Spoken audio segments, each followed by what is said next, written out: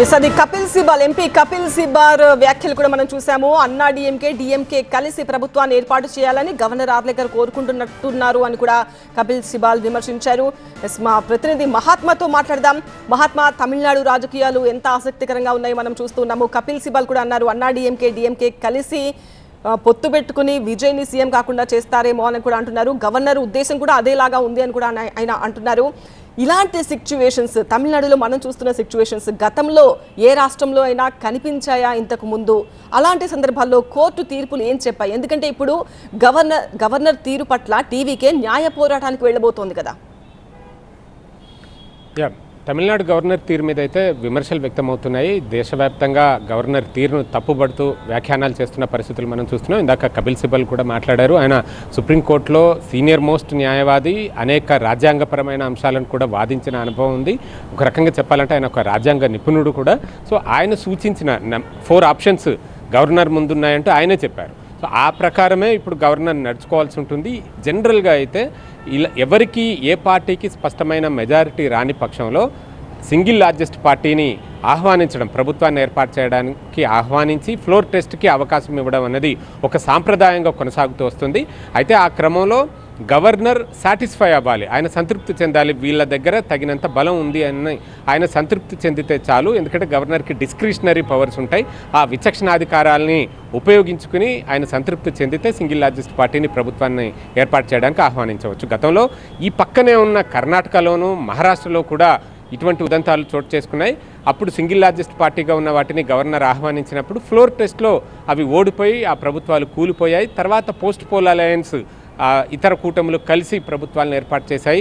కర్ణాటకలో చూసుకున్న యడ్యూరప్ప ప్రభుత్వం అలాగే అప్పుడు కూలిపోయింది. ఆ తర్వాత కుమారస్వామికి తక్కువ సీట్లు ఉన్నప్పటికీ కూడా ఆయనకు మద్దతు ఇచ్చి కాంగ్రెస్, కుమారస్వామి కలిసి, జేడీఎస్ కలిసి అప్పుడు ప్రభుత్వాన్ని ఏర్పాటు చేసి ఏకంగా కుమారస్వామిని ముఖ్యమంత్రిని చేశారు. సో ఇటువంటి అలయన్సెస్కి ఆస్కారం అన్నది ఉంటుంది.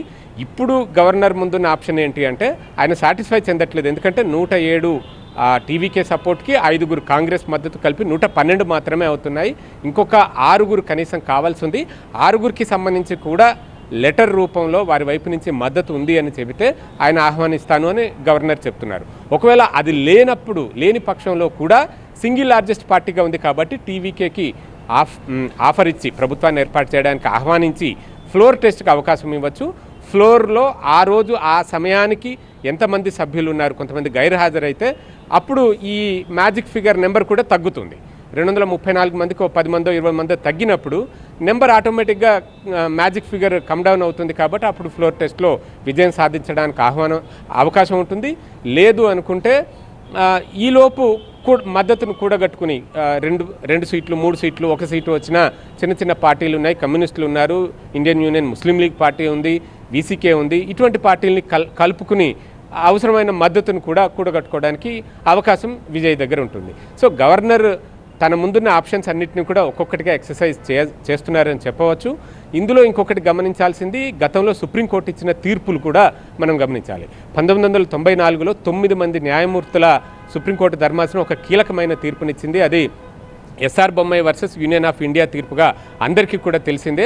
ఇది రాజకీయ అనిశ్చితి ఉన్నప్పుడైనా, శాంతి భద్రతలకు తీవ్ర విఘాతం కలిగినప్పుడైనా ఆ రాష్ట్రాల్లో రాష్ట్రపతి పాలన విధించడానికి అవకాశం ఉంటుంది. అది గవర్నర్ సిఫార్సులు సెంట్రల్ గవర్నమెంట్కి చేయాలి. కేంద్ర ప్రభుత్వం ఆ మేరకు రాష్ట్రపతికి రికమెండ్ చేస్తే రాష్ట్రపతి పాలన విధించవచ్చు.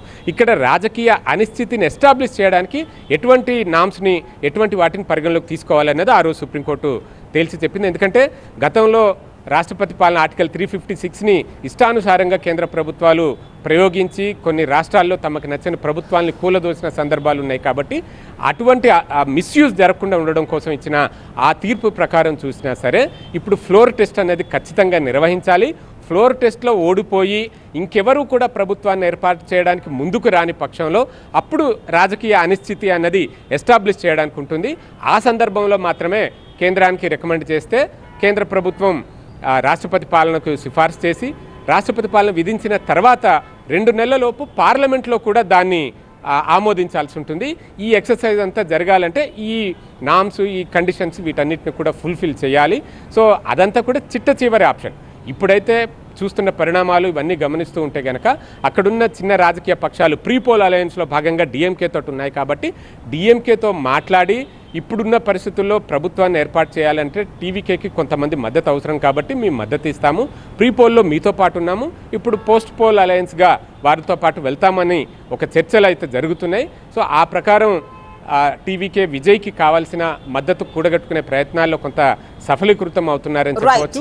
ఇంకా ఆలస్యం చేస్తే గనక తమిళనాట ప్రజాగ్రహానికి కూడా గురి కావాల్సి వస్తుంది. ఇప్పటికే రిపోర్ట్స్ అందుతున్నాయి, జల్లికట్టు తరహాలో ఆందోళనలు చేపట్టాలన్న ఒక మూడ్ జనంలో కనిపిస్తుంది. సోషల్ మీడియాలో ఆ మేరకు ట్రెండింగ్ కూడా జరుగుతుంది. ఈ రిపోర్ట్స్ అన్ని కేంద్ర ప్రభుత్వానికి కూడా వెళ్తున్నాయి. కేంద్రం నుంచి మళ్ళీ గవర్నర్కి డైరెక్షన్స్ వస్తాయి కాబట్టి గవర్నర్ ఇంకా ఆలస్యం చేయరు. సింగిల్ లార్జెస్ట్ పార్టీగానైనా సరే విజయ్కి అవకాశం కల్పిస్తారని మనం ఎక్స్పెక్ట్ చేయవచ్చు.